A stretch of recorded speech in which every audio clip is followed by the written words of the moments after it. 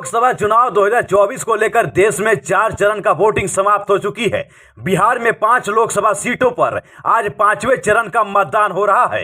इन 5 सीटों में हाजीपुर, सारण, मुजफ्फरपुर, मधुबनी और सीतामढ़ी शामिल है, जिसमें सबसे ज्यादा लाइमलाइट वाली सीट फिलहाल सारण बनी हुई है।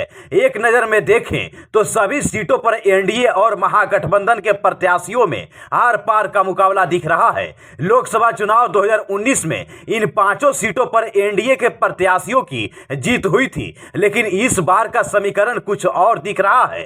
एक तरफ लालू यादव, राहुल गांधी और मुकेश सहनी बिहार में पूरी ताकत लगाए हुए हैं, तो वहीं दूसरी तरफ पीएम नरेंद्र मोदी और सीएम नीतीश कुमार लगातार रैली करते रहे हैं, क्योंकि एनडीए के सामने इस बार चुनाव में बड़ी चुनौती है कि पिछली बार की तरह 5 सीट जीत हासिल करे, और महागठबंधन के सामने चुनौती है कि एनडीए के 5 सीट में सेंध लगाया जाए। सबसे पहले हम बात करेंगे सारण लोकसभा सीट की, जहां पर 2 दिग्गज नेताओं का इज्जत दांव पर लगा हुआ है।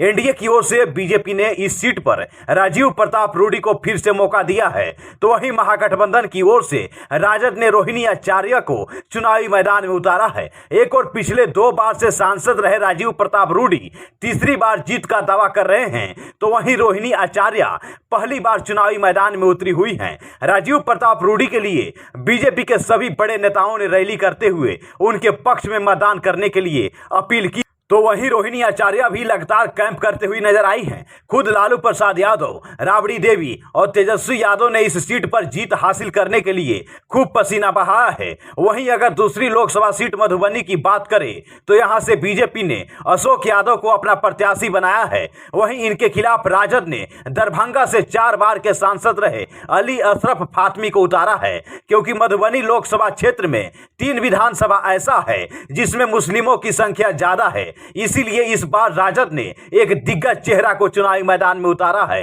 अशोक यादव को इस बार चुनाव में काफी मेहनत करनी पड़ी है, क्योंकि मधुबनी लोकसभा क्षेत्र में एमओआई समीकरण प्रभावी है, जिसके वजह से इस बार इस सीट पर कांटे की टक्कर मानी जा रही है। वहीं तीसरी सीट की बात करें तो सीतामढ़ी सीट से जेडीयू ने बिहार विधान परिषद के सभापति देवेश चंद्र ठाकुर को अपना उम्मीदवार बनाया है, जबकि राजद ने एक बार फिर से अर्जुन राय पर अपना भरोसा जताया है।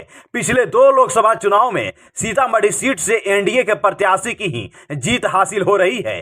चौथी सीट की बात करें तो हाजीपुर भी हॉट सीट बन चुकी है। अपने चाचा से काफी विवाद के बाद चिराग पासवान यहां से चुनाव लड़ रहे हैं। हालांकि बाद में पशुपति पारस ने अपने भतीजा को समर्थन करने का ऐलान कर दिया था।